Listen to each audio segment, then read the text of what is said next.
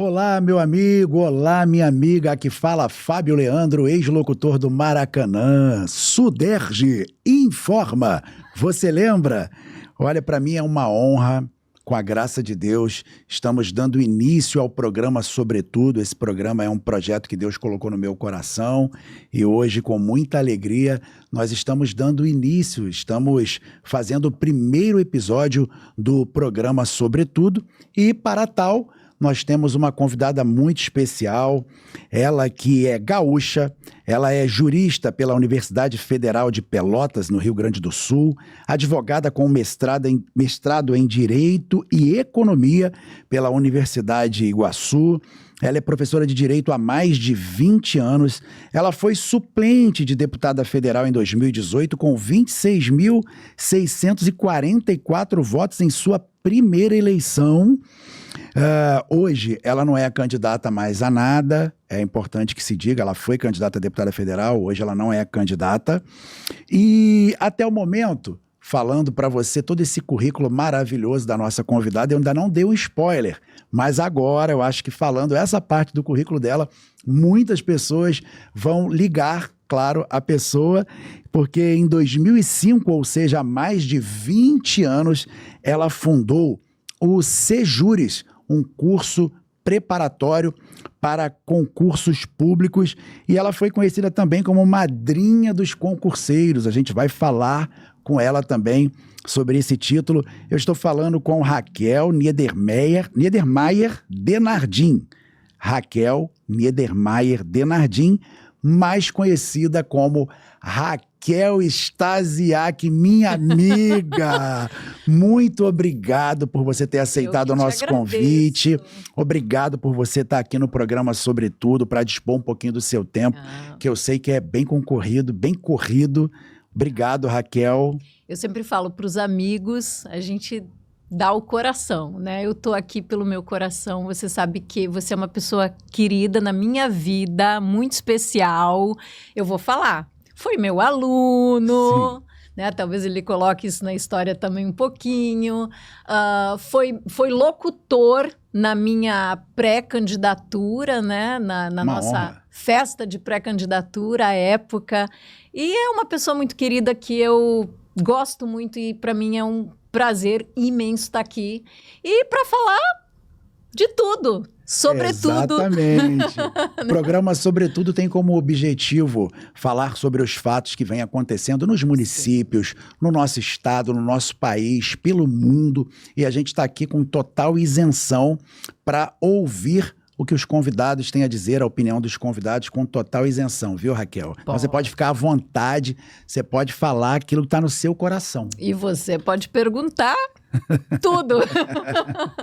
Raquel, então, começando aí pelo nome, né? O sobrenome, Raquel Niedermayer Denardim, mas é conhecida como Raquel Stasiak. Conta um pouquinho pra gente o que tem a ver o Stasiak, o Denardim, por quê? Sim. Então, eu sou talvez uma pessoa, eu sempre brinco, né, que eu troquei o sobrenome, mas eu não troquei de marido, né? Então, para começo de conversa, o Stasiak, ele era o sobrenome do meu marido, que trocou de sobrenome e que hoje é Denardim, né? Então, durante muitos anos, eu adotei o sobrenome Stasiak, sobrenome de casada. Meu sobrenome é Niedermayer, de casa, do meu pai. Agora a pronúncia está correta, porque eu tentei falar duas vezes aqui. Não, mas é Niedermayer. Pode ser Niedermayer também. Niedermayer, é o sobrenome do meu pai, né? E aí eu mantive esse sobrenome na assinatura, mas eu era muito conhecida como a Raquel Stasiak, como a professora Raquel Stasiak, que era o sobrenome do meu marido. E aí o meu marido, ele sofreu uma ação, né, de investigação de paternidade, promovida pelo pai dele, né? E aí acabou trocando o sobrenome. Então ele colocou o sobrenome do pai biológico dele, que é Denardim. A gente estava falando aqui um pouquinho nos bastidores antes sobre isso, e muito me causou uma curiosidade, porque geralmente, quando a gente vê falar sobre investigação de paternidade, geralmente os filhos é que pedem aos pais. Sim. Agora o pai fazer moveu. Questão de que o filho mude de nome. Sim, Conta um pouquinho pra gente sobre isso. Então, isso já aconteceu com o Fábio já adulto. Meu xará. Já maior de idade, já casado, né, inclusive. E à época, o meu sogro, né, pai biológico do Fábio, ele entendeu que deveria fazer este reconhecimento de paternidade. E aí ele moveu a ação para reconhecer a paternidade do Fábio. Isso há muitos anos atrás. Mas aí na política, né, eu mantive o que é possível, né, um candidato colocar um nome político. Sim. E aí eu mantive o meu nome como eu era conhecida na academia, no curso, junto aos alunos, porque até então eu era Raquel Stasiak mesmo, né? Ô, Raquel, nesses mais de 20 anos que você cursou, fundou o Sejures, essa sigla Sejures, ela tem um significado. Tem, Centro de Estudos Jurídicos de Nova Iguaçu. E você tem ideia de quantos alunos já passaram por você? Olha, eu já fiz esse levantamento. Na época, mais de 30 mil alunos passaram, né? Passaram pelo Sejures. E a taxa de aprovação? É altíssima, graças a Deus. Graças a Deus. Dificilmente o nosso aluno reprova, né? Porque no concurso público você precisa fazer uma média de acertos para ser considerado aprovado. Sim. A maioria dos alunos, ela é aprovada, né? Dificilmente você tem um aluno reprovado. Pode acontecer, às vezes o concurso surpreende, uma matéria veio mais difícil, uma língua portuguesa, uma informática, ou mesmo uma matéria jurídica veio mais difícil. E aí você, às vezes, não faz aquele mínimo, porque o concurso ele exige, de modo geral, metade de acertos na prova geral e metade em cada disciplina. Sim. E às vezes vem uma matemática, um raciocínio lógico um pouco mais complicado e aí, poxa, eu não fiz a metade na disciplina. 5 questões de matemática, eu tenho que acertar 3. E às vezes eu acertei 2 só, aí eu sou reprovada no concurso, né? É diferente ser reprovado e ser aprovado e manter uma média. Isso. Então, a maioria dos nossos alunos, que é uma pessoa que se prepara, que estuda, ela é aprovada. Então, eu posso te dizer que, assim, quase 100% dos alunos são aprovados, porque eles estudam, eles minimamente se preparam. Então, as chances de você ser aprovado é bem grande. Agora, empossado é diferente. É diferente. Empossado, graças a Deus, assim, a gente... hoje eu não consigo precisar exatamente, mas eu posso colocar tranquilamente mais de 7 mil servidores públicos passaram pelo Sejures. E eu sou parte dessa estatística, viu, gente? Porque sou funcionário público... Ele é empossado. Do governo do estado do Rio de Janeiro há mais de 15 anos. Na verdade, não, mais de 15 não, perdão. Eu vou fazer 15 anos agora, eu não sei o tempo que o pessoal está assistindo o vídeo, né? A internet, ela abre um leque gigante, mas com a graça de Deus, e agradeço também ao Sejures, a Raquel e todos os professores. É um caminho, é um caminhar muito bacana, sabe? Eu ando assim pelo fórum, não tem uma vara no fórum de Nova Iguaçu que eu não tenho 2, 3, 4 alunos trabalhando lá. Servidores.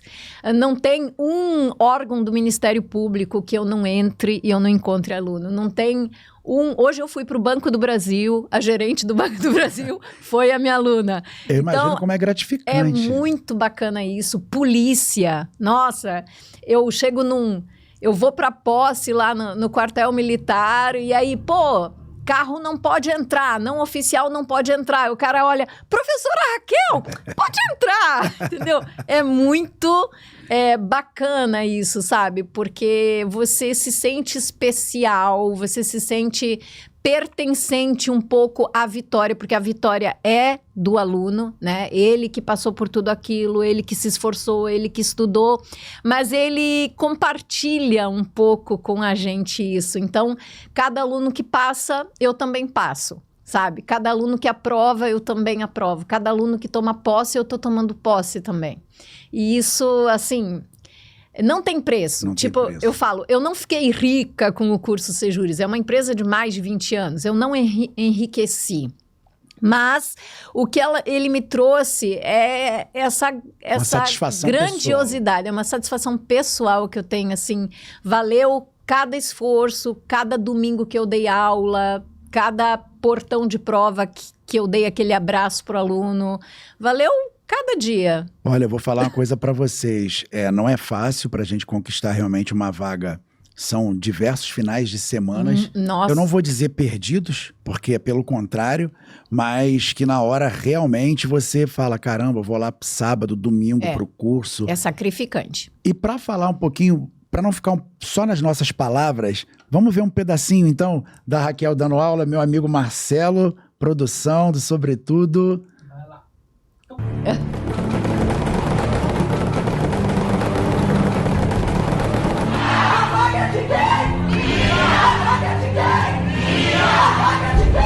Acreditem em mim. A vida gosta de quem se posiciona. Não existe nada mais poderoso do que você mesmo. Bom, então a gente está assistindo aí, Raquel, você ali no momento de motivação. Essa é uma aula de véspera de prova, tá? É o que nós chamamos de o X da questão.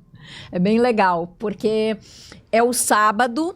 Normalmente os concursos ocorrem aos domingos. Então, aos sábados, o Sejures costuma colocar na véspera do concurso o X da questão. É uma aula bem interessante porque o professor de cada disciplina, ele chega no palco e ele diz: amanhã vai cair. Isso.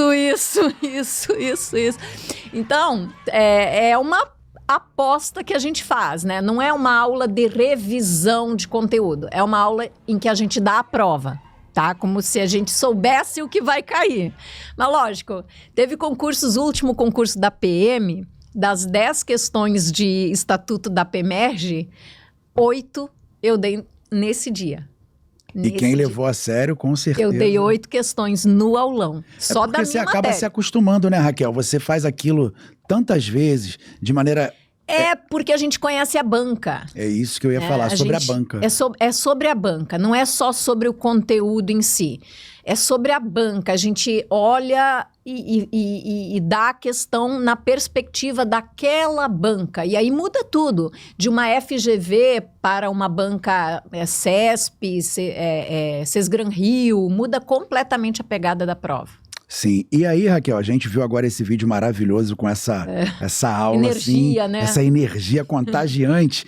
E vamos falar um pouquinho, então, sobre o título Madrinha dos Concurseiros. Conta pra gente.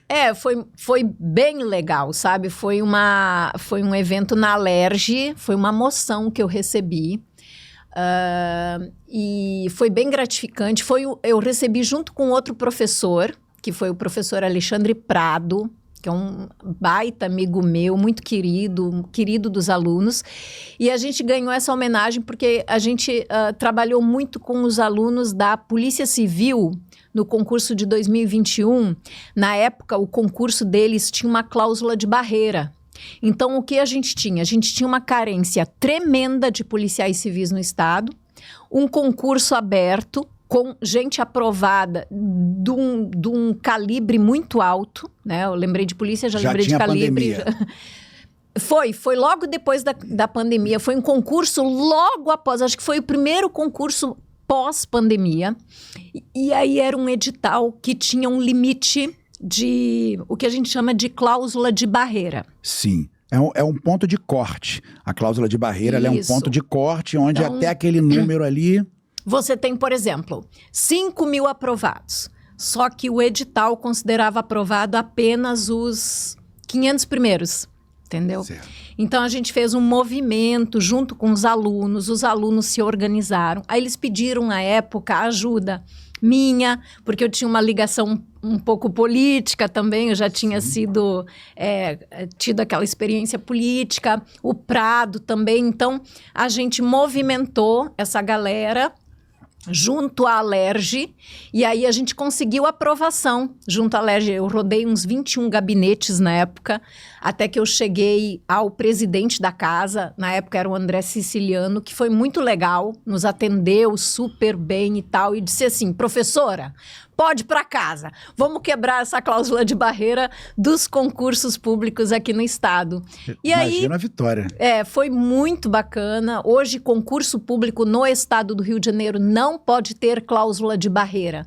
Então, a gente não ajudou só os alunos da Polícia Civil. Esse movimento... Não foi só do Sejures também, é importante falar. Não foi do Sejures, não foi da Raquel, não foi do Prado, foi dos alunos da Polícia Civil. Todos os concurseiros. E aí eles mobilizaram corrida ao redor do Maracanã, eles mobilizaram arrecadação de alimentos, mobilizaram evento em frente ao Palácio Guanabara, mobilizaram evento em frente à Alerj, mobilizaram doação de sangue no Hemorrio para chamar a atenção na época para essa demanda. E conquistaram. Então e diante disso...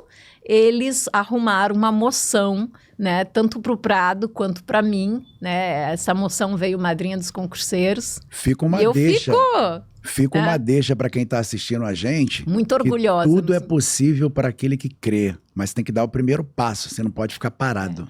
Então, esses alunos são um exemplo de que muitas vezes passar num concurso não é só uma questão de você fazer uma boa prova e alcançar uma boa média. Às vezes você tem que lutar mais, você tem que quebrar uma cláusula do edital, né? Você tem que... Imagina, foi aprovado um projeto de lei junto à Alerj, né? Um deputado, na época, acho que foi o Rodrigo Amorim, na época, e a deputada Marta Rocha, que fizeram esse projeto de lei. E aí, junto com os alunos, a gente fez esse movimento e conseguimos quebrar a cláusula de barreira aqui no estado. Parabéns a Foi você bem bacana, e assim. Parabéns a todos que participaram todos os envolvidos, ativamente para conseguir esse feito. Ô, Raquel, nós falamos aqui sobre os mais de 20 anos que o Sejures tem no mercado de concurso público. E hoje em dia... a gente vê falar muito em... o jovem, ele quer ser youtuber, o jovem não quer ter uma CLT, ele vai trabalhar no Uber, ele vai ser um produtor de conteúdo, ele vai vender ali um dropship na internet. Isso mudou um pouco a cabeça do jovem? Mudou. O jovem não quer fazer mais concurso público? Mudou bastante. Então, Fábio, eu sou de uma época em que os pais... eles desejavam para o seu filho que o filho estudasse e tivesse um diploma, né, de nível superior, engenheiro, doutor, médico, advogado, dentista, enfim, que ele tivesse um diploma de nível superior, né, para ele poder iniciar um negócio, trabalhar como profissional liberal, era o sonho do pai, né? Eu peguei uma fase em que o sonho de um pai passou a ter um filho aprovado em concurso. Essa que é a verdade. Eu passei essas duas fases. Na verdade, pessoas da nossa idade, né, Fábio? Nós somos fora da curva, assim. Porque a gente pegou televisão preto e branco. É verdade. A gente pegou telefone, né, normal. Era telefone com fio, não tinha celular. Quando surgiu o celular, não tinha nossa celular. mãe, assim, foi pavoroso pra gente se acostumar. E quem tinha celular era considerado rico. Nossa, Era e era rico. daquele tipo que abria, assim, e o tal. famoso tijolão com uma antena que você a gente puxava. passou por tudo isso, né? E hoje a gente se acostumou, se adaptou a essa tecnologia toda, essa loucura, né, de internet, de mundo globalizado, de poder falar instantaneamente com o outro lado do país, comprar um produto da China, né, diretamente, assim, no celular. Verdade. Então, é uma loucura isso que a gente viveu. Mas então, eu vivi um pouquinho disso tudo. Eu vivi aquele momento que o pai desejou um filho doutor com diploma. Depois eu vivi aquele pai investindo, pagando um curso para o filho passar em concurso público. Isso durou vários anos. E hoje você tem essa mudança, né? É uma mudança completa. Pessoas querendo... buscar assim, um trabalho até informal, né? Mas um trabalho de influencer, de ficar famoso, enfim, mudou bastante. Você acha que o pessoal está buscando uma facilidade Isso aqui é mais fácil, aqui eu não vou precisar ser CLT, Sim. ou aqui eu vou ganhar mais dinheiro. Isso está se sobrepondo à estabilidade até então do concurso público. Está se sobrepondo porque, de fato, é mais fácil, né? A minha sobrinha, por exemplo, ela quer virar blogueira. Pronto, ela já está com isso em mente, né? Ela está fazendo 2º grau, os pais querem que ela passe num vestibular, mas ela já tem aquele olhar para virar uma blogueira, uma Virgínia Fonseca. Meu filho nunca sabe de nada, né? Então, então há essa mudança de modelo, né? A gente está vivendo isso hoje, mas é um caminho incerto. Na minha visão, é igual se tornar um jogador de futebol, né? Quem se torna um jogador famoso tá muito bem, muito rico, tem muito dinheiro. Mas quantos bons jogadores não conseguiram se tornar craques famosos da seleção? Não foram reconhecidos, não foram reconhecidos? Então, eu acho que esse mercado também, você tem milhares de jovens querendo ser influencers, deixando de estudar, deixando de se preparar, porque acham que a fama vai ser instantânea, mas não é bem assim, nem todo mundo consegue, nem todo mundo alcança. Então, o que eu vejo são pessoas hoje acreditando nisso. Eu vou virar um craque de futebol, eu vou virar um influencer da internet, eu vou ficar muito rico, só fazendo videozinho, né? E às vezes deixam de se preparar, né? Porque eu ainda acredito no estudo, né? Você tem que estudar para tudo que você... Até para ser influencer, né? Até para você fazer um podcast bacana, até para você fazer um programa legal. Você tem que conhecer, né? Você tem que estudar o que está acontecendo no mundo, o que está acontecendo no teu país, o que está acontecendo na tua cidade. É importante, né? Não ter só o conhecimento do TikTok. A cultura TikTok. Eu diria que baseado na sabedoria milenar, né? Que é a Bíblia... Quando tem um versículo que fala para você não pôr todos os seus ovos no mesmo cesto. No mesmo cesto. É o que muitos influencers e mestres de finanças nos ensinam para a gente diversificar as operações financeiras. Por que então nossos jovens poderiam continuar tentando ser influencer, poderia continuar fazendo outras coisas, mas estudar para o concurso público, por que não? Sim. As novas profissões, elas estão ali disponíveis, mas o concurso público, vou falar um pouco dele e defender um pouco o concurso. Ele traz plano de carreira, ele traz estabilidade. Tem planos de carreira que as pessoas não têm nem noção. Por exemplo, eu vou fazer um concurso para o TJ Rio de Janeiro, cargo técnico, nível médio. Eu só preciso do 2º grau. Eu faço um concurso, eu entro com inicial de R$6.000. Depois de 3 anos de serviço, eu já tenho um aumento de 8%, no meu plano de carreira, já ganho o meu primeiro triênio, que no executivo foi tirado, mas o judiciário ainda tem, 3 anos de serviço, primeiro 10%. Então, nesses primeiros 3 anos, você já tem 18% a mais com 3 anos de serviço. E é um plano de carreira que sobe anualmente, automaticamente, você tem uma promoção automática, não depende de merecimento, o que eu sou contra. Eu acho que deveria ter, sim, o critério do merecimento envolvido ali para poder crescer. Mas aqui no estado é uma progressão automática, anual. Ou seja, em 16 anos, você trilha todo o plano de carreira do Tribunal de Justiça e não precisou fazer uma faculdade, uma graduação, só com o teu nível médio. Eu acredito que essa questão do merecimento realmente tinha que fazer parte dessa progressão, porque com certeza nós teríamos funcionários públicos muito mais atenciosos, mais preparados. Sim, né? O merecimento, na verdade, ele teria que estar em vários, né, setores, tinha que estar na escolha, por exemplo, de ministros, do STF, que é uma indicação pura, então ali não se avalia merecimento. Eu não gosto quando você tem uma simples indicação, né? Eu acho que tudo você afere por uma prova ou pela tua produtividade, né? Por trabalhos publicados. Você tem como avaliar uma pessoa. No STF, o ministro é indicado, ele tem que ter um notável saber jurídico. Esse notável saber jurídico Quem é que mensura o notável saber difícil, jurídico dele? Né? Ele sofre lá no Senado uma sabatina e ali foi indicado por alguém que, de repente, lá na frente vai haver um interesse. Isso. E essa história a gente já conhece. A gente sabe bem como está, inclusive, Raquel, vai ser também tema da nossa conversa aqui hoje, para que a gente possa falar, não tem como. Mas primeiro eu quero saber, Raquel, por que você desistiu, mesmo você tendo uma campanha tão rápida, né? Que foi apenas 3 meses que a gente conversou aqui nos bastidores. Em 3 meses você conquistou 26.644 votos na sua primeira tentativa. Foi assustador. Por que você desistiu? Então, porque a gente tenta fazer política direito. E quando você faz uma política, tenta fazer uma política direito, acaba que você se frustra bastante. Você tem que ter muita energia, depositar muita energia nisso.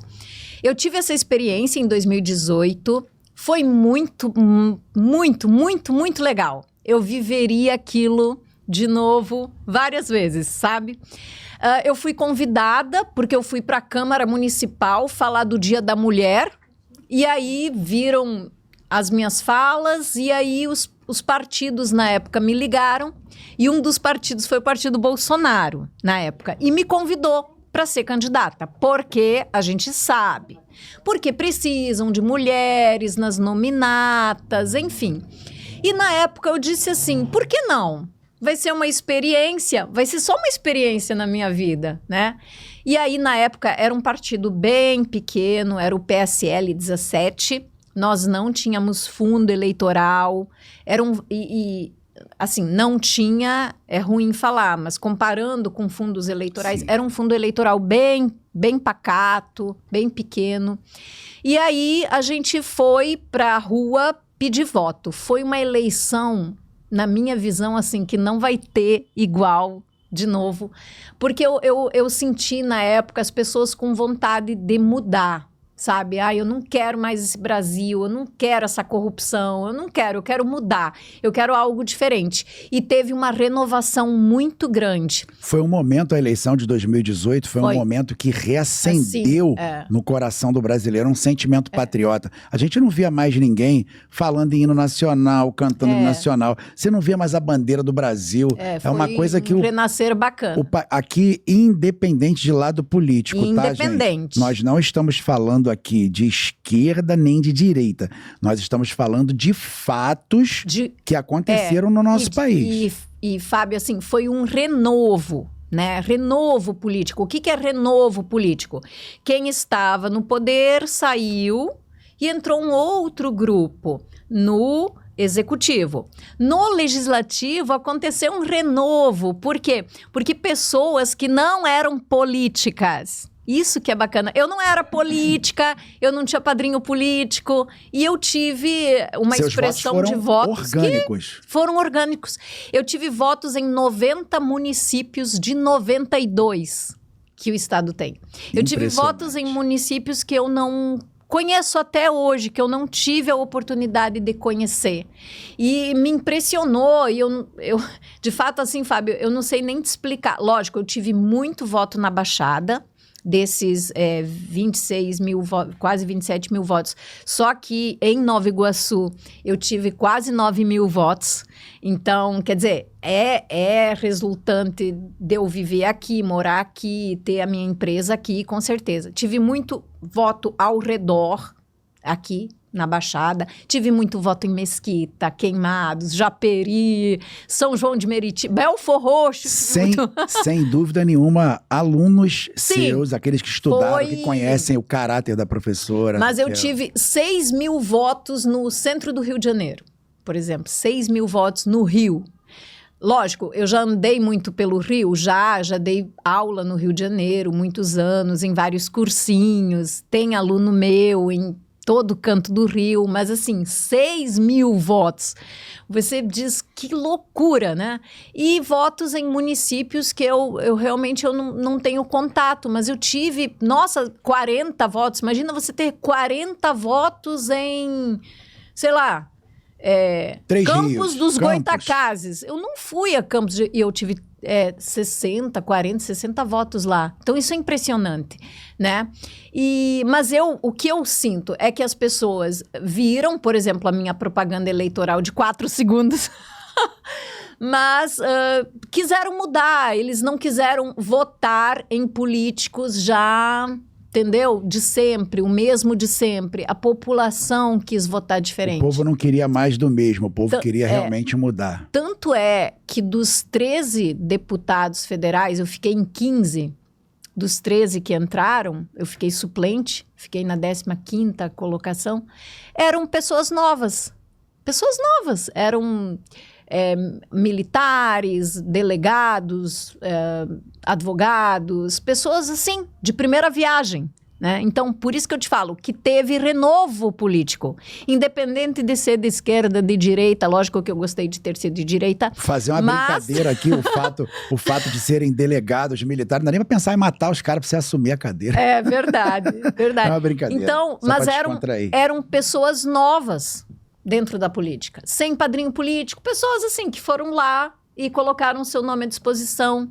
Nossa, eu te dou o exemplo da Cris Tonieto, é deputada federal já agora no 2º mandato. Ela entrou na minha leva, 2018. A Cris Tonieto era uma advogada normal, né, de fórum, né, e assim, que foi lá e defendeu as ideias dela. Ela fala muito bem, sabe, se coloca muito bem. E ela ficou um pouco acima de mim, virou deputada federal. E assim, é uma mulher que eu admiro, até hoje eu admiro, ela é um excelente parlamentar, sabe? E tantos outros, me ocorreu o nome dela, assim, mas tantos outros. Entraram 2 deputadas federais, que assim, para o partido foi muita coisa, assumiu a Major Fabiana, também 1º mandato, a Cris Tonieto, 1º mandato, e eu fiquei lá na rabeta, no travessão, enfim, seria também meu 1º mandato. Bom, é o que o nosso Brasil precisa, de políticos... Eu não respondi a sua pergunta. Por que eu desisti? Por que você desistiu? Fala pra mim. Então, depois dessa experiência, que eu fiquei muito animada, eu digo, caramba, é isso que eu quero sentar numa cadeira, eu quero poder ter essa caneta, eu quero poder fazer muita coisa. Aí eu disse, quero ser prefeita de Nova Iguaçu. Na eleição seguinte, seria 2020, aí eu fiz uma pré-campanha para vir na majoritária de Nova Iguaçu. Aí tudo alinhado com o partido, tudo certinho, montei nominata. Sabe que eu não me lembrava disso? Montei nominata, fui anunciada pré-candidata pelo partido, tudo bonitinho. Aí o presidente do meu partido, ele aceitou uma oferta do prefeito à época de Nova Iguaçu, que era candidato à reeleição, que não tem problema de falar, Rogério Lisboa.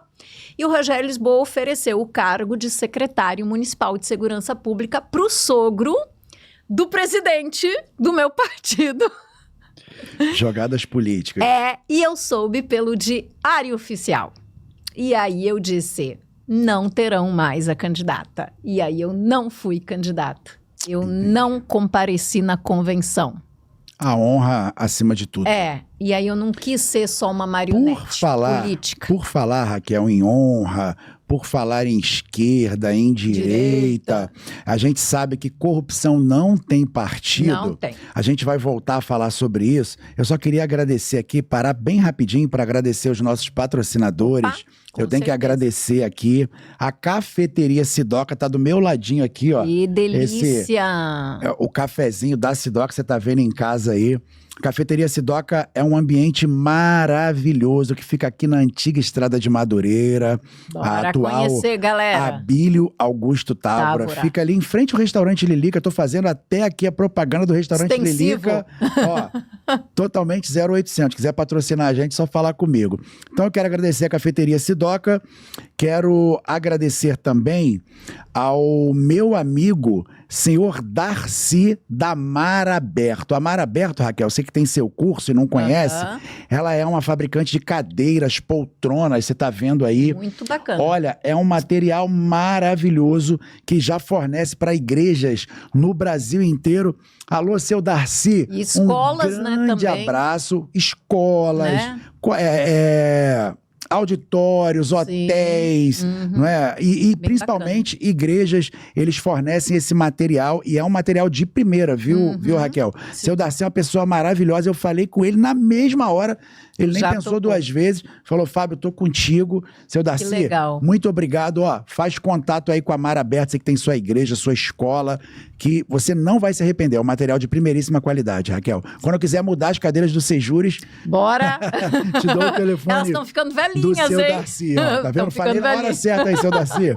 E quero falar também da Brester Construtora, que a Brester bom. Construtora, ela é uma empresa, Raquel.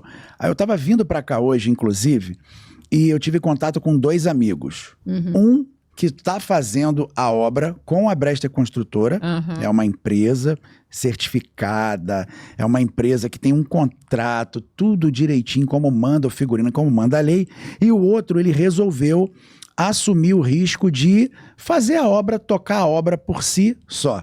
Primeiro que eu já nem gosto muito desse adjetivo tocar a obra, que é isso é o que dá o problema. Quando as pessoas falam assim, obra é dor de cabeça, obra dá problema. Eu costumo dizer o seguinte, Raquel, obra, ela dá problema quando você não tem um cronograma, quando você não tem um contrato bem amarrado com o cliente. Obra, quando você não tem um orçamento, ela vai explodir, vai te dar dor de cabeça. Você vai pensar que vai gastar 100 e vai gastar 200 mesmo. Sim. Agora, se você tiver uma empresa do porte da Brester Construtora, que eu posso falar porque eu conheço de pertinho por dentro, você tem um contrato, você tem um prazo, você tem um orçamento. Tudo aquilo tem que ser obedecido, tem que ser levado a sério ali, na risca, ao pé da letra. Porque se não tiver... Tem previsão de multa. É muita dor de cabeça. Tem previsão de multa, tem o prazo que tem que se entregar. Então, quando você faz a sua obra com uma empresa séria, uma empresa certificada, você não vai ter dor de cabeça. Você vai pagar um pouquinho a mais, talvez, do que se você mesmo tiver à frente da sua obra. É lógico. Você precisa remunerar os profissionais que vão estar à frente da obra para que você não tenha dor de cabeça. Então, você tem que escolher. Você vai gastar um pouquinho mais, mas não vai ter dor de cabeça, não vai ter problema, ou você vai enfrentar todos esses problemas que esse amigo estava falando. Cara, a minha obra está me dando uma dor de cabeça danada. Eu falei, pergunta para o fulano que ele está fazendo com a construtora, com a Brester, se ele está tendo dor de cabeça. Não tem. E, Fábio, como é importante você, quando você fizer uma obra, né, você precisa, de fato, se organizar. Vou te dar um exemplo. Eu tenho uma casa, né, que nós construímos essa casa, tem muitos anos já, mas é uma casa, não é velha, tem os seus 10, 12 anos, a casa. E, recentemente, uma obra iniciou do lado da minha casa. E a minha casa literalmente começou a cair. Meu Deus. Então, a obra do lado, ela afetou estruturalmente a minha casa, né? E assim, a ponto de, tipo, aparecerem rachaduras do tamanho de uma mão. Meu Deus. E assim, de eu ficar com medo da gente ter que chamar a Defesa Civil, né? E aí, o que aconteceu? A obra do lado embargou, foi embargada pela Defesa Civil. Por quê? Porque ela estava irregular, ela não estava com esses cuidados que você precisa ter. Você precisa encontrar profissionais sérios, empresas sérias, para Inclusive, evitar isso. toda vez que alguém for construir do seu lado, você que está vendo esse exemplo da Raquel, a obra ela precisa de um laudo, precisa de um Tem que certificado. Antes da obra iniciar, a empresa tem que ir na sua casa, já que ela está lá do lado, Sim. te pedir licença, e ela tem que entrar na sua casa, fotografar, laudo. filmar. E se você não permitir, a empresa precisa certificar que Sim. esteve tantas vezes ali, que você não permitiu a entrada dela, Sim. porque aí depois fica complicado até você comprovar o que Por está exemplo, acontecendo. do outro lado da minha casa, também tem uma obra. Ela já tomou todas essas precauções. Eu já recebi essa visita técnica. É uma empresa séria. É uma empresa séria. No outro lado, a obra foi embargada. Não fui eu, foi a própria prefeitura, porque ela colocou a minha casa em risco, a minha vida, a vida da minha filha, da família. Não pode, né? Então, é muito, muito importante encontrar profissionais. Pois é, dito isso, para você que está nos assistindo agora, precisou da sua obra, do alicerce até a chave, procura a Brester Construtora, porque aí, ó, é a certeza de que tua obra vai sair tudo direitinho. E eles a entregam ainda, Raquel, na palma da sua mão, no seu celular, um diário, na verdade, de obras. Toda semana você recebe cada detalhe que está sendo feito na sua obra. Porque isso é importante também, transparência, né? Transparência. Bom, vamos voltar aqui então, minha amiga Raquel Stasiak, a quem eu estou tendo a honra de receber aqui no primeiro episódio do programa Sobre Tudo.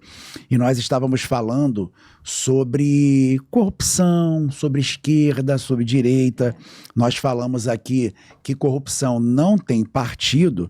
E eu queria saber, Raquel, na sua opinião, o que você está achando do momento que nós estamos vivendo no estado do Rio de Janeiro, onde nós temos um candidato aí, o governador, que é o Cláudio Castro, que era do PL, é do PL ainda, Sim. E está passando por todos esses problemas aí, sendo acusado de uma série de irregularidades.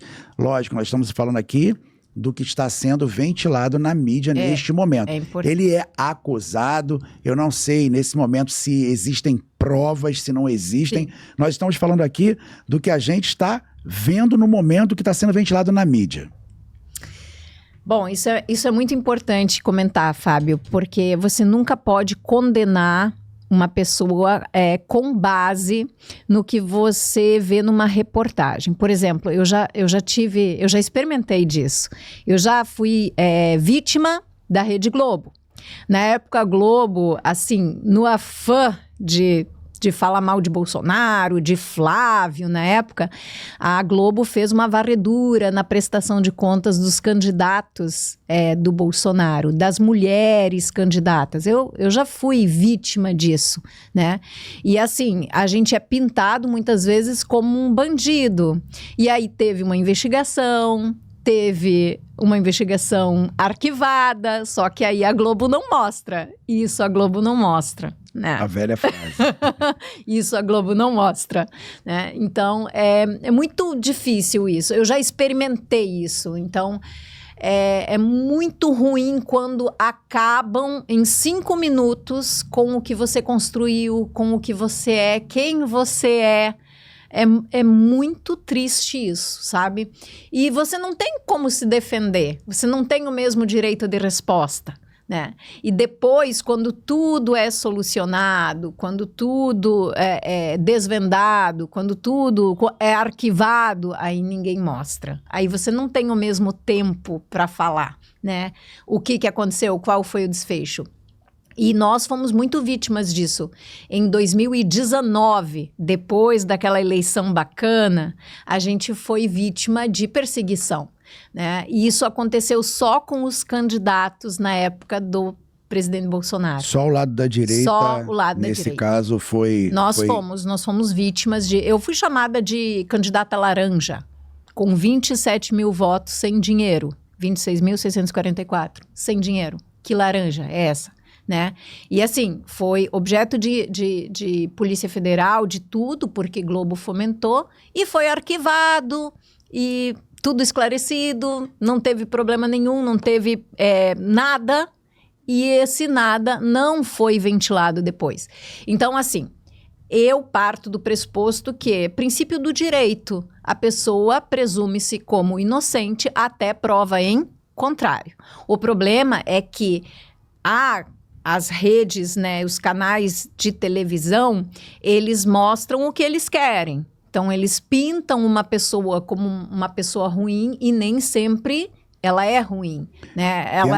Ela te condena, a reportagem te condena antes de uma condenação. Então, ou antes de uma investigação. O que é pior. Eu concordo plenamente com o que você está colocando, Raquel. Até como jurista, a gente precisa respeitar e ter essa noção que existe um processo, existe uma investigação, existe o direito de defesa, o direito do outro lado ser ouvido, né? Não é simplesmente despejar lá na televisão o que eles acharam, um negócio, um cabelo num ovo, né? E pintam da forma que eles querem pintar, bota lá o caminho do ratinho, do dinheiro, sei lá o quê, só que você tem que respeitar o outro lado tem que ter o direito de falar, né? E eu já sofri isso na pele, eu sei o que é isso e é muito ruim, tá?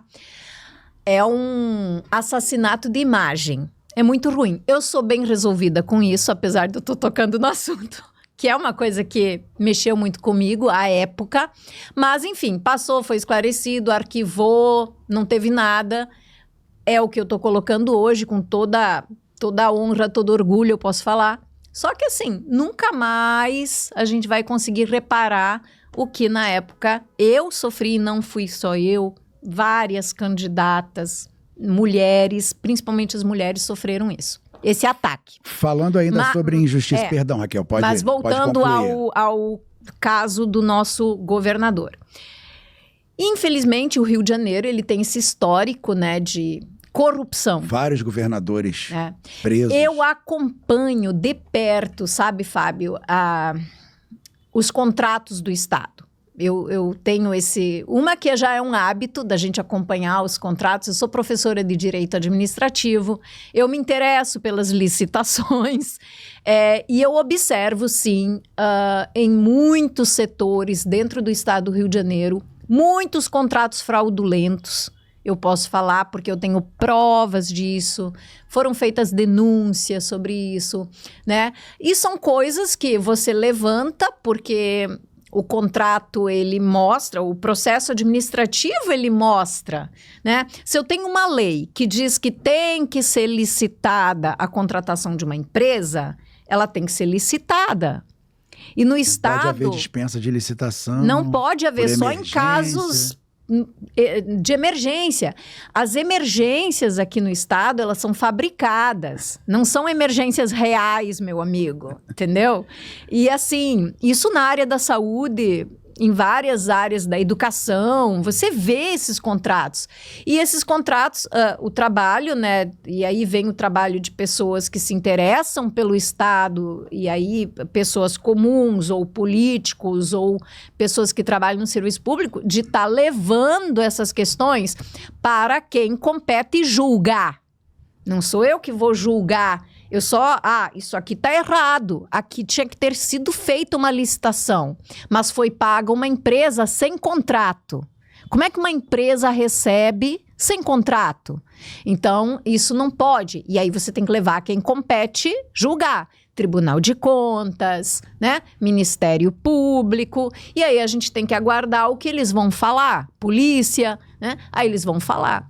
Eu acho que tudo hoje é uma investigação. Ô Raquel, falando sobre isso ainda, saindo um pouquinho do estado do Rio de Janeiro, eu vou lá no Maranhão agora para te falar desse caso emblemático. Ó, a minha cabeça dá um nó quando eu sou obrigado a me deparar com uma licitação de respiradores. Ai, nem fala. Que os respiradores nunca apareceram, enfim, tudo que já foi divulgado. E aí essa ação, ela chega na Suprema Corte. Mas quando a ação chega na Suprema Corte, o próprio ex-governador que era acusado, ele se julga inocente? É, desse jeito. No princípio do direito, ele não teria que se declarar suspeito, impedido, eu não posso. Olha, isso só serve pro Sérgio Moro, né? Isso é uma coisa que não entra na minha mente. Isso só serviu para anular o processo lá de Curitiba. Aí serviu. Não tem como. É aí que a gente fala sobre o lado, né? Quando é sobre um lado, pros amigos, tudo, pros inimigos. Sabe, Fábio, eu sou muito frustrada e eu sou muito decepcionada, porque eu me formei em Direito no ano de 2001. E assim, nossa, quando eu estudava o Supremo Tribunal Federal, nossa, a nossa Corte Constitucional, eu como acadêmica, assim, o meu olhinho brilhava, sabe? Nossa, é a Corte que resolve, né? Aquilo que tem que resolver no nosso país, defender a nossa Constituição, é a última palavra. E assim, para mim, ao longo desses anos, principalmente quando eu passei a me interessar mais por política, nossa, eu me decepcionei muito com o Supremo. E não só com o Supremo, eu me decepcionei muito com a Justiça. Muito com a Justiça. E corrupção, Fábio, a gente fala que não tem partido, não, porque a gente associa corrupção muito a políticos, né? A palavra corrupção a gente associa a políticos, mas dificilmente a gente associa a palavra corrupção a procuradores, promotores, juízes. A gente tem essa dificuldade de associar corrupção a juiz, corrupção a promotor, corrupção a ministros, mas ela existe e muito forte. Ela está em todos os lugares. Todos os lugares. Infelizmente. Agora, Raquel, você acha que é algo assim orquestrado a questão dos únicos que poderiam tomar medidas contra o Supremo Tribunal Federal, que são os senadores, estarem envolvidos e estarem presos, amarrados e nas mãos do próprio Supremo Tribunal Federal? Eles são presos, amarrados, né? Porque o que acontece? 2018, como eu te falei, por que eu fiquei muito feliz com aquela eleição? Porque foi um renovo. Agora, lógico que você não renovou totalmente a Câmara de Deputados. Não renovou totalmente. Não renovou totalmente o Senado, né? E lá existem figuras carimbadas. Pelo amor de Deus, gente. Renan Calheiros, né? Assim, Alcolumbre. Famílias feudais. Nossa, estão na política há muito tempo. E assim, infelizmente no Brasil, a impunidade era uma frase muito presente, assim, e aí você tem processos, porque acaba que existem órgãos de controle, você tem Tribunal de Contas, você tem Ministério Público, você tem juízes mais audaciosos, né? Queira ou não, pode achar o que você quiser, mas o Sérgio Moro, ele teve coragem lá atrás. Não sei qual foi a intenção dele, se foi querer se aparecer, se promover, mas ele teve coragem, né? O Deltan Dallagnol. Isso. Eu acho ele um cara de coragem. Ah, mas ele quis se promover. Foi um cara de coragem, né? E tantos outros, assim, dentro dos seus setores, muitas vezes eles têm aquela coragem e startar uma auditoria, né? Startar um escândalo, vazou alguma coisa, entendeu? Trouxe uma corrupção à tona, né? E aí você gera um processo que, bem ou mal, vai ter que ser apreciado e vai parar lá no Supremo Tribunal Federal. Por quê? Porque existem os recursos, né? Aqui, o Brasil, o judiciário, ele tem essa coisa recursal muito forte. Então, você perde uma causa, você recorre para o tribunal, aí recorre de novo, aí outro recurso, aí vai. E se não prescreveu antes... Ainda tem isso. Né? Talvez chegue no Supremo e lá é resolvido. Raquel, eu nem acredito que o Sérgio Moro e o Deltan Dallagnol, como outros também, eu não acredito que eles quiseram aparecer. Até porque nós temos um caminhão de provas de milhares e milhares e milhares de reais devolvidos. Nossa, muito. Não é? Delações que contavam todo um esquema. Um cara que estava preso, que foi descondenado ali... ao bem da palavra falando aqui, e foi ser presidente de novo do Brasil. Mas vamos deixar um pouquinho isso de lado, porque se a gente for falar sobre isso... Eu tenho problemas com isso, porque, assim, por exemplo, meu pai é fã do Lula. Fã! Nossa, ele chorou quando eu virei candidata no Bolsonaro. Assim...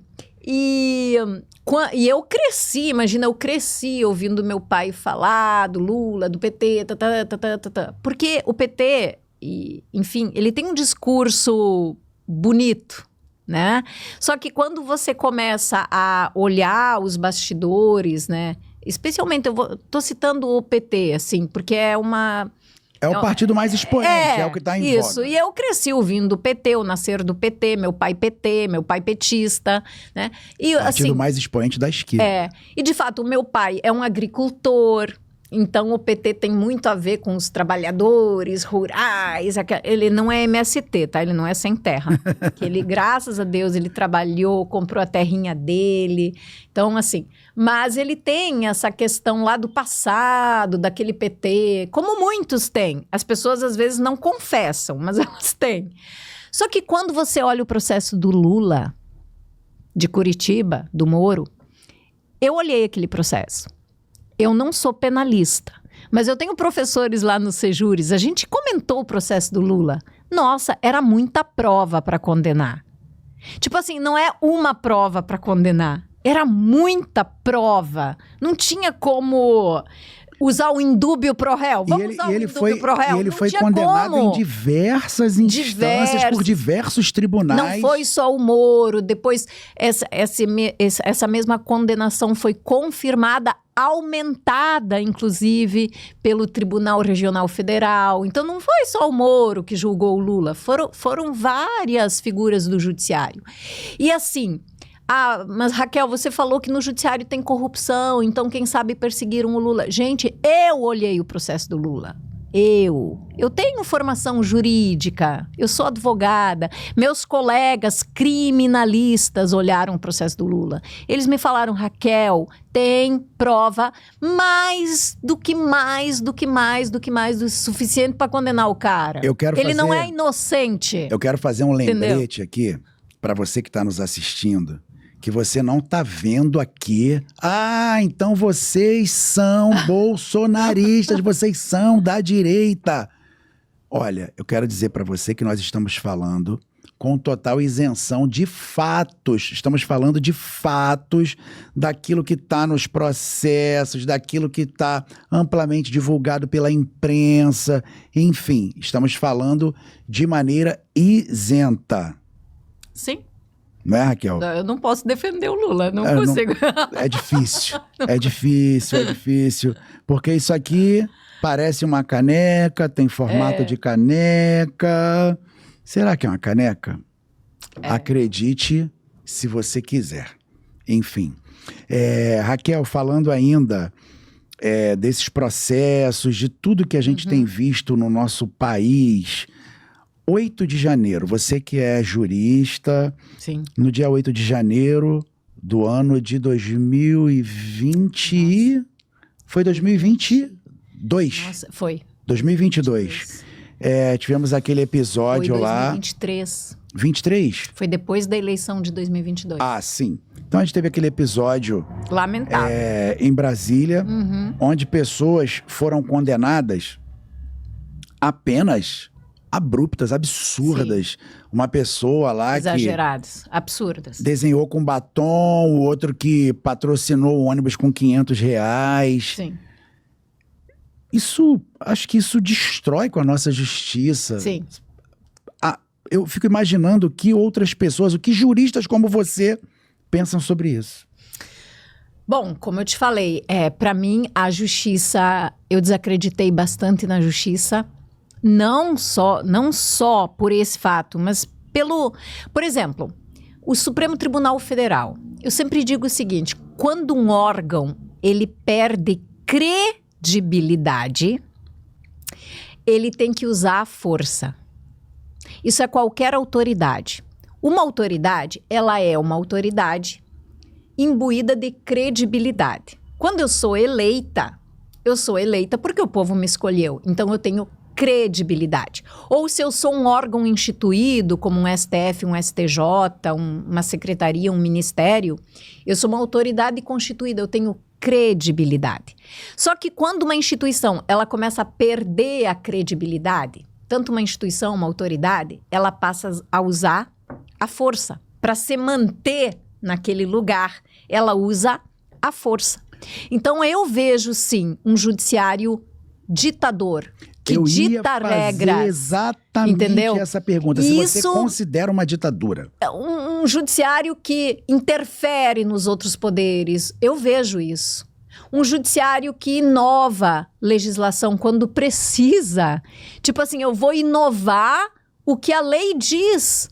Eu vou inovar, eu tô criando uma lei, só que o judiciário não é para criar a lei. O judiciário é para aplicar a lei ou interpretar uma lei que já existe. Por exemplo, eu vou te dizer o que está acontecendo no estado do Rio de Janeiro hoje. Você tem, estamos sem governador, né? Devido aos problemas do Castro, ele mesmo rapou fora. Tá, estamos sem governador. E aí, quem deveria assumir? O presidente da Alerj. Foi preso? Então, estamos sem presidente da Alerj também. Meu Rio de Janeiro. No Rio de Janeiro. Meu Rio de Janeiro.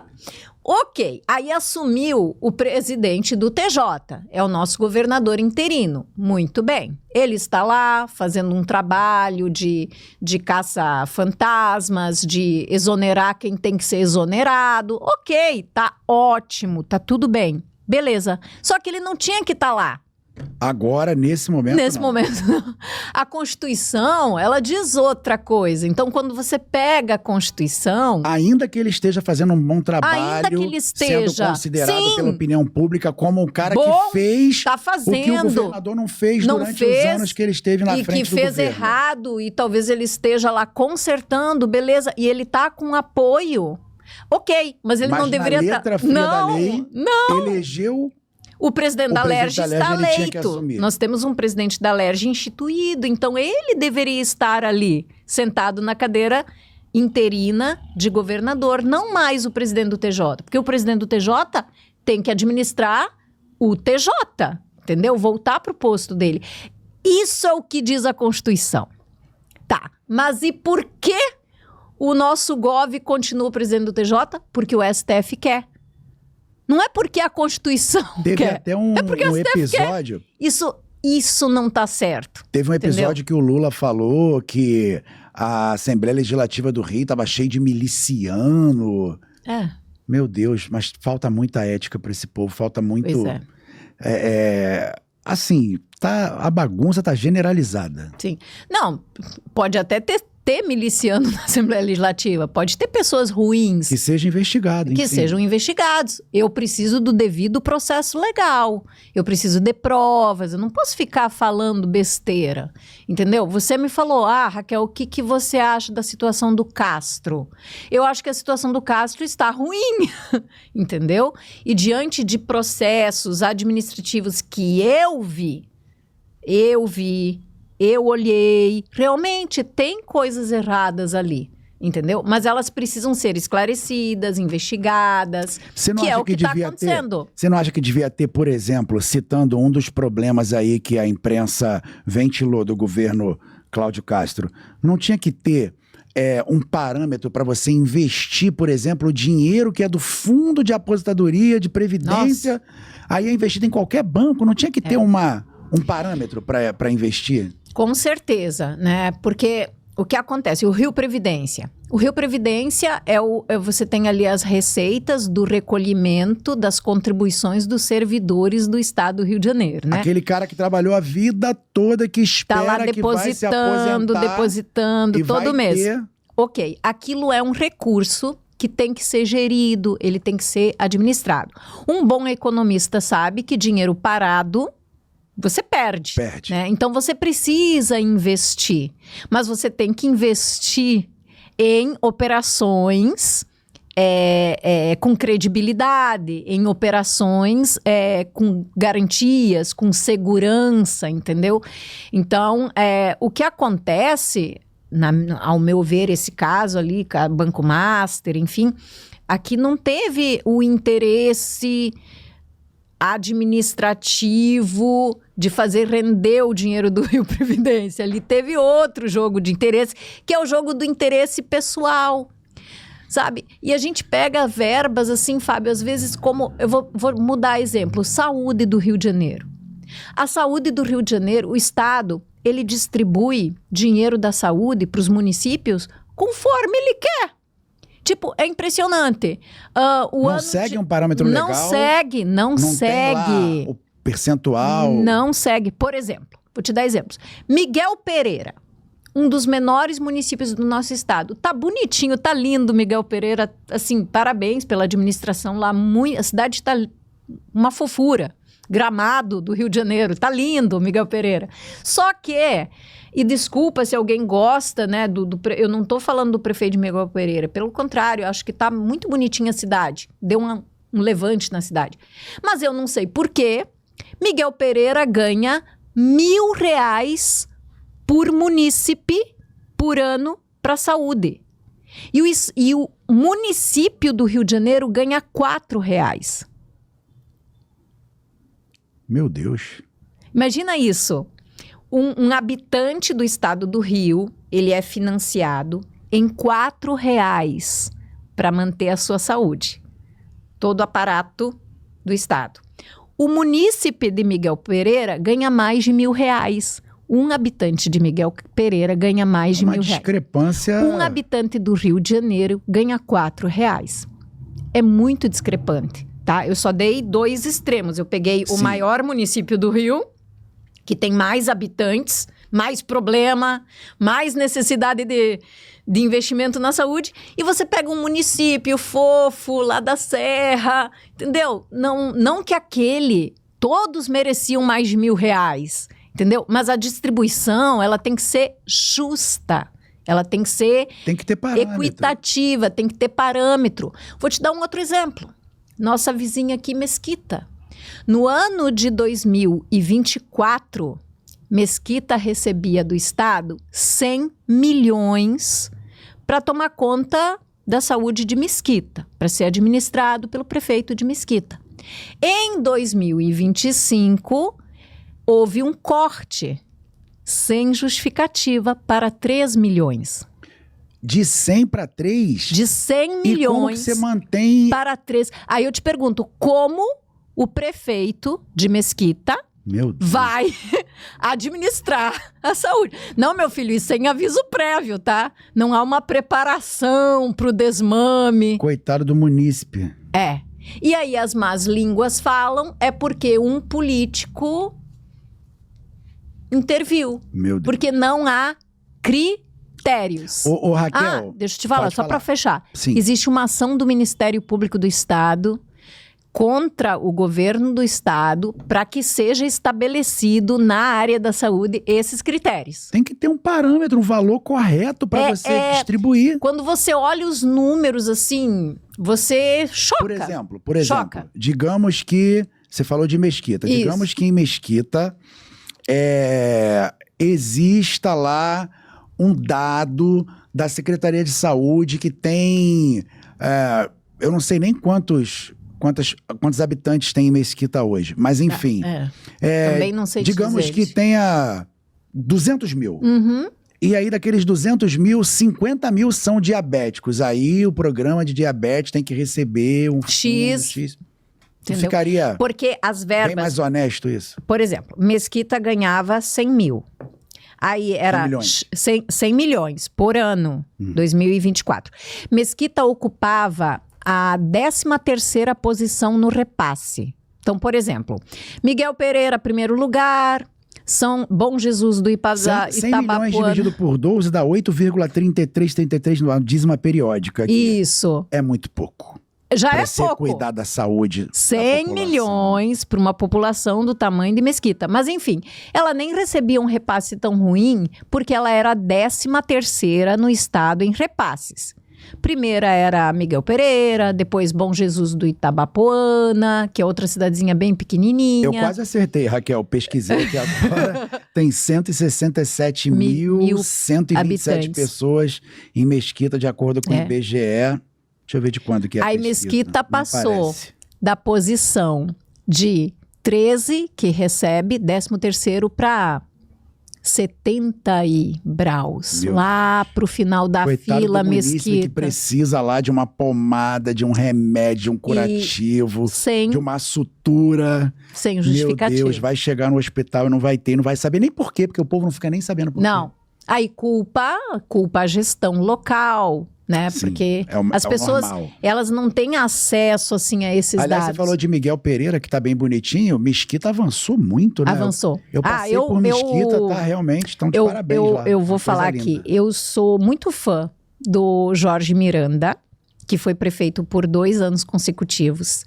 Ele transformou a saúde de Mesquita. Eu não posso falar de outras áreas, mas a área da saúde é um prefeito assim que eu elogio, porque a gente tem que elogiar. Nas minhas a gente passagens eu vejo Clínica da Família, Sim, enfim, sim. pós-saúde. A gente fala mal, às vezes, de políticos, mas a gente também tem que falar bem. Eu gosto muito do trabalho do Jorge Miranda, do trabalho que ele realizou. É um trabalho reconhecido na área da saúde, né?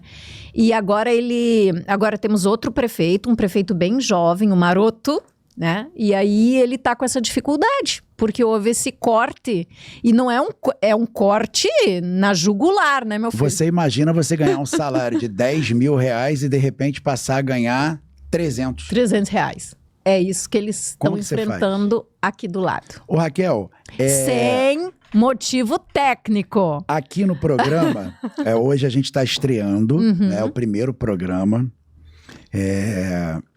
Mas eu vou montar depois uma arte, vou pedir a nossa produção para nos ajudar. A gente vai montar uma arte, que é um quadro do programa chamado É Doído. É doído. Porque realmente é doído. Serão perguntas que vai causar um pouquinho de desconforto no convidado, não tem jeito. Pouquinho. E dentro desse quadro É Doído, que a gente não tem aqui ainda uma logo para poder colocar na tela, eu quero te perguntar. Pode É perguntar. surpresa, gente, não é combinado não, hein? A Raquel falou que eu podia perguntar tudo, então eu vou perguntar. Só não pergunta a idade. Tô brincando, pode perguntar a idade também. Vamos falar de novo de governo do estado. Eduardo Paes, Nossa. Antony Garotinho, Nossa. Wilson Witzel, Douglas Ruas. Quem mais a gente tem como candidato? Tem mais gente? Eu não sei agora. Mas dentre esses, que são os mais expoentes, que a gente está ouvindo falar mais. Vamos lá. Eduardo Paes, Antony Garotinho, Wilson Witzel e Douglas Ruas.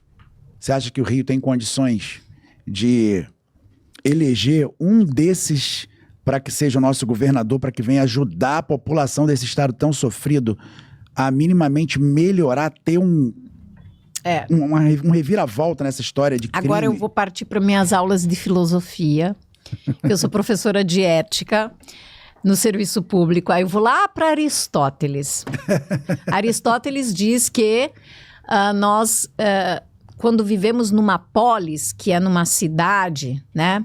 Nós teremos que ser governados, tá? Até porque tem que ter um líder. O líder, ele tem que existir, né? Nesse regime democrático que a gente vive aqui no Brasil, né? De eleição, pelo menos, temos eleições. Tem toda aquela questão de até que ponto, né, essa votação é auditável, não é, mas enfim, não dá para nem falar muito disso, senão a gente pode ser preso também. Mas enfim, na democracia brasileira... Democracia pujante. Isso aí. Não pode emitir opinião, você pode ser preso por opinião. Sobre urna e coisa e tal, eu vou ficar quietinha, Vai se tá? abster, Não melhor. vou falar, vou me abster. Mas nós temos aqui o sistema eleitoral, né? Até que ponto ele é confiável?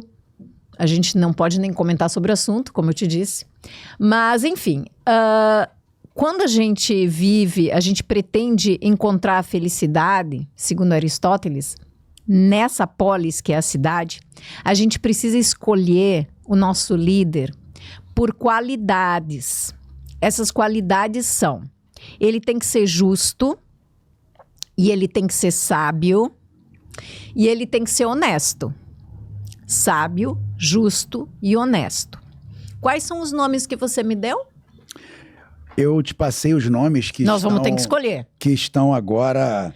Anular voto, cancelar voto, tipo assim, não cabe, porque nós, enquanto cidadãos, temos o dever de escolher. Você acaba ficando em cima do muro. Se você não escolher, você é obrigado a conviver com a escolha dos outros. Dos outros. Então é melhor você escolher uma coisa. E as consequências, elas também vêm.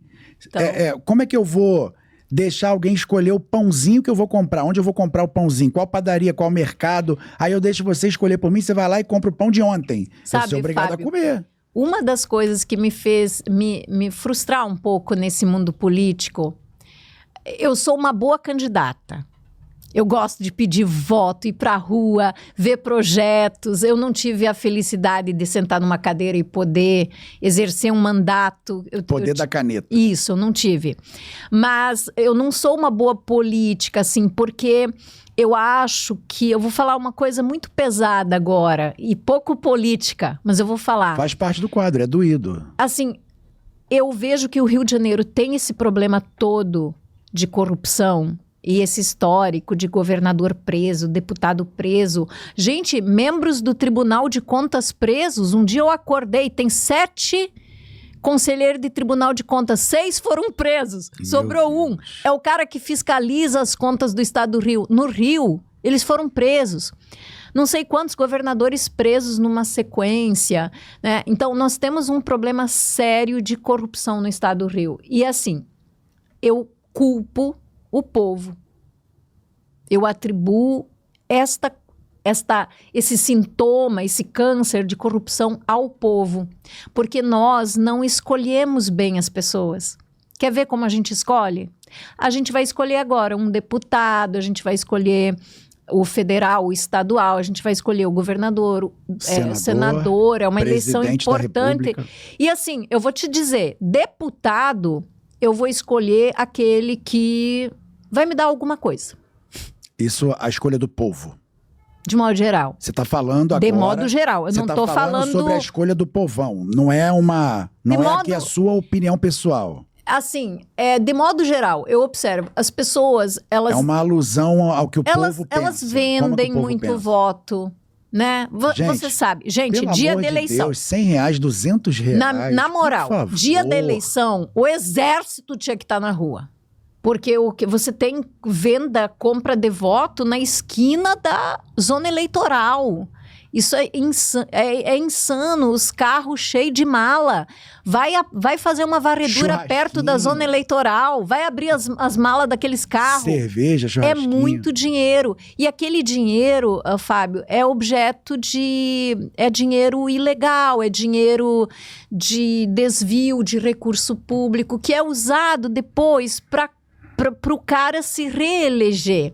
E assim, eu atribuo muito ao povo e isso me frustrou muito, porque eu vejo as pessoas votam... por quê? Eu voto no fulano por quê? Porque ele é meu amigo, porque ele vai me dar um cargo. Eu voto no fulano porque o fulano vai contratar minha empresa depois. Eu vou apoiar ciclano porque o ciclano vai ver um emprego para minha filha. Isso não é o raciocínio de alguém que está cumprindo o seu papel de cidadão. É verdade. Olha a rapidez da produção aqui, Raquel. Fez na hora. É doído! Muito obrigado! Valeu, meu irmão. Então, a gente está muito longe de escolher um cara honesto, justo, e qual foi a outra característica? Sábio. Sábio, honesto e justo. Os nomes que você me deu são, vamos lá, Wilson Witzel. Será que ele foi... Nós experimentamos ele já. Fala sério. Será que ele foi sábio? Parece que dentro dos governadores do estado, tá? Se não me falha a memória, tá bom, gente? Eu acho que ele não foi condenado a nada. Ele foi tirado com uma acusação que não deu em nada depois. Ele foi afastado do mandato, né? E... até onde se processa, arquivado, eu não tenho essa informação. Eu também não tenho, não sei. É porque na justiça recorre. Sim. E ele tem também uma proximidade, ele foi juiz antes, né? Não chegou a ser preso? Não chegou a ser preso. Então, dos governadores passados, ele parece que não foi preso. Mas acredito que sábio ele não foi. Inclusive, eu quero deixar aqui, Raquel, até... Como a gente está se aproximando da eleição e o nosso programa é sobre tudo, eu quero deixar aberto aqui a nossa agenda a todas as pessoas que estão sendo citadas, todos os candidatos a governador. Para a gente aqui vai ser uma honra ouvir cada um dos senhores. Sim. Tá bom? Sim. E qualquer coisa que eu tenha dito aqui, se eu tiver que provar ou mostrar, enfim, eu vou mostrar. Mas enfim, outro nome. Witzel, na minha visão, não foi sábio. Eduardo Paes. Bom, o Eduardo Paes a gente experimentou, né, como prefeito. na minha Se eu visão... não me engano, acho que é o terceiro mandato dele como prefeito. Não é honesto. Terceiro mandato como prefeito. Douglas Ruas. Douglas Ruas tem um primeiro mandato. É o atual presidente. Né? Ele é deputado estadual, o primeiro mandato dele. Ele é filho do ex-prefeito de São Gonçalo, Capitão Nelson. Ele é filho do Capitão Nelson, prefeito. Ele é prefeito ou ex? Eu Não acho sei. que ex-prefeito. Vou perguntar aqui o Google enquanto você fala do Douglas Ruas. Então, a gente tem que olhar o trabalho que ele executou durante um ano de mandato como deputado estadual. Então, a gente tem que ver de que maneira ele atuou. É prefeito, Capitão Nelson é prefeito. É prefeito. Então, a gente não pode julgar uma pessoa pelo pai também, né? A gente tem que olhar esta pessoa, né? Douglas Ruas. Quem é ele? Né? Ele já foi político? Qual era a função dele Sendo antes? um candidato de primeiro mandato, Sim. você acha que ele teria essas qualidades aí que você falou? A sabedoria... Acredito que sabedoria ele tem. Porque ele, primeiro mandato, não foi um deputado de muito voto. Né? Ele não foi um expoente de votos. Acredito que ele foi sábio para estar na presidência da Alerj. Porque a presidência da Alerj, no caso esta... Chegar até a presidência da Alerj no primeiro mandato realmente é algo... É algo que você me precisa... surpreendeu, assim como o ex-presidente... Ele é escolhido pelos pares, né? Sim, o ex-presidente Rodrigo Bacelar, ele teve uma votação que foi massiva. 70, no caso, 69 deputados votaram nele, porque são 70. Para ele continuar presidente. Me surpreendeu, assim como também a eleição do Douglas Ruas para presidente no primeiro mandato. Me surpreendeu. Eles tiveram tanto um quanto o outro, um apoio importante na Alerj, né? Antony Garotinho. Ai, o Garotinho é uma figura, né? Tá convidado, Garotinho. Que figura! Você tá sendo chamado nas redes sociais de Little Boy. O meu pai, ele é de Campos, né? Sim. Apaixonado. Agora é minha vez de falar. Apaixonado pelo Garotinho. Tá convidado, Antony Garotinho. Olha, o Garotinho é uma criatura que se reinventa, né? Ele é criativo, ele é... corajoso. Ele diz que foi absolvido em todos os processos até hoje. Nunca foi culpado. Inclusive nesse do chequinho que ele tinha sido preso. Gente, isso também é uma nomenclatura do direito que a gente tem que avisar as pessoas. Existem vários tipos de absolvição, né, Fábio? Existe a absolvição por falta de provas. Existe a absolvição porque você é inocente. Insuficiência de provas também absolve. É que é a falta de provas. É a falta, Insuficiência ou falta de provas. É aquela absolvição que diz assim, na dúvida, o juiz não pode condenar. Indúbio pro réu. Indúbio pro réu, que decorre do princípio do indúbio pro réu. Então, assim, tem muito político que fala assim, eu fui absolvido. Mas o Lula fala, né? O Lula fala que foi Mas absolvido. você tem que ver o contexto, como foi a absolvição. Foi uma absolvição que te declarou inocente ou foi uma absolvição do indúbio pro réu? Na dúvida, a gente absolve porque não pode condenar. Então, tem que ter cuidado com isso, né? De fato, eu não acompanhei os vários processos do Garotinho, né, para saber se ele foi absolvido. Eu não acompanhei, então eu não posso, ou que tipo de absolvição que foi. Mas é um político que surpreende. Eu acho ele estratégico, acho que ele se reinventa. É como né? você falou, eu acho que ele é muito inteligente, muito corajoso. Sim, são características. Agora, eu não sei se eu posso dizer honesto. Lembra do Aristóteles? Sim. Honesto, sábio, justo. Né? Então, a gente tem que avaliar. Então, o que a gente quer pedir a cada um de vocês que estão nos assistindo é que prestem atenção na hora de escolher o seu candidato. Não escolha o candidato por nenhum tipo de vantagenzinha de dinheiro ali, ou sei lá, porque o primo, porque o tio falou. Assim, estude a história do candidato. Olha quem é a pessoa. Não deixa de votar, não deixa de exercer a sua cidadania independente se isso, como a Raquel falou aqui, se a urna é confiável, se não é.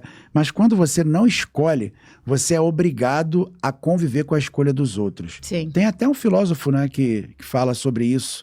Eu agora não me lembro, vou consultar o Gugu aqui de novo, aqui, o nosso assistente, para saber quem foi que falou e a frase correta que falou sobre isso. A frase é muito, muito famosa. Agora, eu também esqueci. Deixa eu ver aqui. Quem não vota... acaba sendo... é obrigado a conviver com a escolha... dos outros. Deixa eu ver. É uma aqui. frase muito clássica. Não é ao vivo, mas a gente vai ver aqui agora. Agora não apareceu aqui essa forma de pesquisar. Mas, enfim, acho que não é essa frase. O que a gente quer dizer é isso. Para que as pessoas prestem atenção, procurem o histórico de cada candidato e realmente votem com consciência. Porque tá difícil, Raquel. Não, eu acredito. Você tem ali opções, né? Para governador, a gente pegou só governador. Você tem que avaliar. Isso sou eu, a Raquel. Eu dou preferência para um político mais recente. Se tivesse um candidato que não fosse político ainda, ele já teria, assim, uma preferência minha, sabe? Aqui achei, Raquel. Achou? Achei. Platão Falou, quem não gosta da política... Discípulo do Aristóteles. Quem não gosta da política é obrigado a conviver com quem escolheu, né? O teu político. Com as escolhas do outro, que foi lá e votou. Você não votou, você não pode nem falar nada, fica difícil até entrar no debate. Eu acredito que a renovação, eu sempre falo... A renovação é importante. Lógico, a experiência de um político, ela é importante, Raquel? Sim. Quando é um político que tem um histórico muito bacana, nos ajudou aqui. Ai, que legal, Marcelinho é fera. Que não Obrigado, fazem Marcelinho. Política serem governados pelos maus. É bem isso. E... denota aquela outra frase que fala, né? Para que os maus vençam, basta que os bons se calem. Isso, né? Se o bom não fala nada, o mal acaba vencendo, né? Na Bíblia também tem um provérbio, eu não vou lembrar agora exatamente, está lá pelo Provérbios 29, quando o ímpio governa, o povo chora, geme. O povo geme, verdade. Tá em Provérbios. Tá escrito. 29, alguma coisa assim. Ele diz que o povo cristão, né? Ele precisa também falar de política. Às vezes você tem aquela questão de, eu sou cristão, eu não quero falar de política. Eu sou de Jesus, eu amo Jesus, eu não quero falar de política. Mas não, quando, a Bíblia diz, quando o ímpio governa, o povo geme. O ímpio, e aí é interessante, o ímpio da Bíblia, ele tem um acento no i. Sim. Ímpio, né? Aquele acento agudo. E o ímpio com acento agudo, ele significa uma pessoa que não reconhece Deus, que não tem Deus no coração, não tem a bondade no coração, né? Então o povo geme, isso é bíblico. É triste ver os irmãos cristãos que dizem que não querem saber de política, porque então ele não conhece nem a Bíblia, porque José foi o quê? Foi governador. Davi foi o quê? Foi rei. Também foi um governante, enfim. Os governantes, Fábio, eles existem e eles são necessários. É igual o cargo comissionado. Vamos dizer assim, o cargo comissionado, o cargo em comissão, o cargo de confiança, ele é tão criticado muitas vezes. Poxa, o cara tá lá sem concurso, né? Eu sou da área dos concursos, então muitas vezes um aluno ali que estuda para passar num concurso, ele critica, e esse comissionado, que é um cargo de confiança? Mas o cargo de confiança, ele trabalha diretamente com o líder, ele tem que ser da confiança do líder, né? Então nós precisamos de direção. direcionamento. Só que nós escolhemos a direção, a cabeça, nós escolhemos pela eleição. E aí nós, cidadãos, a gente diz assim, porque os meus direitos são desrespeitados, o meu direito à saúde é desrespeitado. Eu me sinto humilhada quando eu preciso pedir uma vaga para ser atendido por um vereador. Eu não consigo ser atendido, eu não consigo uma ficha no posto. Eu tenho que acionar um vereador para conseguir ser atendido num posto de saúde. Isso é humilhar um cidadão, né? Tem fila de Cisreg, mas é uma fila... Interminável, mas tem gente que passa... Aliás, é mais uma promessa que a gente teve aí. Passa a vez? Passa a ordem da fila? Da promessa da picanha, enfim. O Brasil agora vai mudar. É a promessa de sempre, então, né? Aí tá aí, Raquel, o provérbio. Viu? Eu não tô tão ruim. 2. Olha eu, você falou provérbio 29. Tá no 2. Que benção. Quando os justos se engrandecem, o povo se alegra, mas quando o ímpio, olha o acento, domina, o povo geme. O ímpio com acento, ele é uma pessoa que não tem Deus, não tem bondade. Em outras versões. Isso, não tem Deus, não tem bondade no coração. Nosso tempo está um pouquinho estourado, mas eu queria te agradecer. Nada. Eu agradeço a Deus pela sua vida. Tá? Amém. Antes de você fazer as suas considerações finais, quero agradecer mais uma vez a Cafeteria Sidoca. Eu vou lá, hein? Nossos patrocinadores, Cafeteria Sidoca. Eu quero agradecer também a Brester Construtora. A gente vai deixar os links, né, Marcelinho? Na descrição do vídeo a gente vai deixar os links lá de todo mundo. Você vai poder chegar na Cafeteria Sidoca, você vai poder ter contato com a Brester Construtora e também com a Mar Aberto do meu amigo o senhor Darcy. A Mar Aberto que muito gentilmente está também nos patrocinando. Muito obrigado, senhor Darcy. Deus abençoe e prospere a sua empresa. Raquel, suas considerações finais. Eu queria ouvir mais um pouquinho do que você tem a dizer nesse finalzinho de Sobretudo. Então, nós costumamos falar muito, nossos direitos são desrespeitados. Mas muitas vezes a gente se esquece que um cidadão, ele tem direitos sim, mas ele também tem deveres. E o primeiro dever dentro do Estado democrático de direito é escolher de forma consciente o líder, né, que vai tomar conta desses direitos, da administração dos nossos impostos. Isso é um compromisso muito grande, ele é um compromisso sério. E como a gente está nesse ano de eleição, eu não sou candidata, né? Então eu posso falar, eu posso falar muito. Nossa, quando a gente não é candidato, a gente pode falar, e eu sei que as pessoas acreditam mais na gente, porque a gente não é candidato, então a gente pode falar, gente, vota de forma consciente, escolhe a pessoa.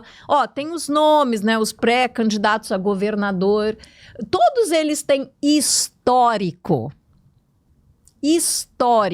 Eu nem sei não se tem algum candidato currículo, novo gente. Com político, não tem que olhar currículo. Currículo é o que eles vão te mostrar. Minhas propostas, meu santinho, meu número. Você tem que olhar o histórico do político, né? Eu acho que a gente deve optar sempre pelo renovo. O renovo, ele é importante. Lógico, aqui não tem muito renovo, né, pelos candidatos. Tem uns com menos caminhada, outros com muita caminhada. Com muita caminhada. Então... De repente aparece mais gente. Né? E quem sabe surge, né? Surgem mais candidatos. E, por exemplo, vou dar o exemplo do Witzel. O Witzel, em 2018, foi o renovo. Nossa, ele era um juiz, um magistrado que abriu mão da cadeira de juiz para ser candidato a governador. Que coragem! Ele começou a fazer igual o Ricardo Couto está fazendo, só que arrancaram ele rapidamente da cadeira. Pois é, né? Então, como eu te disse, a gente não pode julgar, porque eu não sou o juiz, ele está num processo, né? Ou já concluiu esse processo, a gente tem que averiguar esse histórico. Eu vou procurar saber, né? Do que ele foi acusado, ele foi absolvido, né? Será que tiraram ele? Como é que aconteceu? Ele agora vai ter oportunidade também para falar, né, sobre esses fatos. Dando exemplo dele, Garotinho tem o histórico dele, né? Quem é o outro? O Eduardo Paes tem o histórico dele, né? Tem os pensamentos dele, a forma que ele ele se expressa, inclusive, a forma como ele pensa, a ideologia que ele segue, essas coisas a gente tem que observar. Durante os governos dele, tiveram escândalos, né? Tiveram. A gente tem que puxar um pouco esse passado que muitas vezes é abafado também, né? Tem que ver, ele teve processo, ele conseguiu ser absolvido dos processos, como é que foram, qual foi a acusação, tudo tem que observar. Nem sei se ele tem processo, mas tem que observar. O outro, como é que é? O Ruas, o Douglas Ruas, né? Ele é mais recente na política, mesmo tendo um pai que também está recente na política, ele foi reeleito, né? Então, ele também não é um político antigo. Observa, tem um histórico para olhar. Raquel, queria deixar então aqui, mais uma vez, a nossa gratidão, o programa sobre tudo. Quero mandar um grande abraço para o meu amigo Fábio Denardim, meu amigo doutor Fábio, agora o médico que das era estrelas, hein? Agora é Denardim. Médico das estrelas, ó, tá convidado, doutor Fábio, a vir aqui também, sentar aqui do outro lado, ó, vai ter o Eduído também contigo, hein? Vou fazer uma pergunta que não é fácil de responder, não. Raquel, Deus a abençoe. Ele responde. Deus a abençoe. Sim. Muito obrigado. Obrigada a você. Saúde, paz, prosperidade. Muito bom estar aqui, poder conversar. A gente conversa, né? A gente fala das mazelas da vida, do que a gente já viveu, das experiências, né? E... enfim, a mensagem final é dizer que a gente tem que acreditar que sempre pode melhorar. E eu sempre digo, você não pode desacreditar do ser humano. A gente vive esse Rio de Janeiro caótico, cheio de corrupção, mas a gente tem que ainda olhar para uma pessoa e acreditar. Não, essa pessoa, eu vou dar um voto de confiança nela, essa pessoa tem um histórico bom, essa pessoa não vai me decepcionar. Porque o que você percebe, o povo está cansado também, né? Muitas pessoas até, eu vou vender meu voto mesmo, vou votar em branco, vou anular. O pessoal acaba votando com revolta. Porque é uma revolta, né? Mas não é por aí, não é por aí. É você procurar. É difícil, mas tem. E tem pessoas boas na política. Vamos acreditar. Para você que nos assistiu, muito obrigado. Ó, se inscreve no canal, compartilha, viu? Curte aí também, é muito importante. Um grande abraço, Raquel, foi um papo muito agradável, Nossa, a gente viu? Fica aqui muito Obrigado. tempo. Gente, obrigada a você. Até a próxima e vem aí mais um episódio do programa Sobretudo. Um grande abraço. Tchau.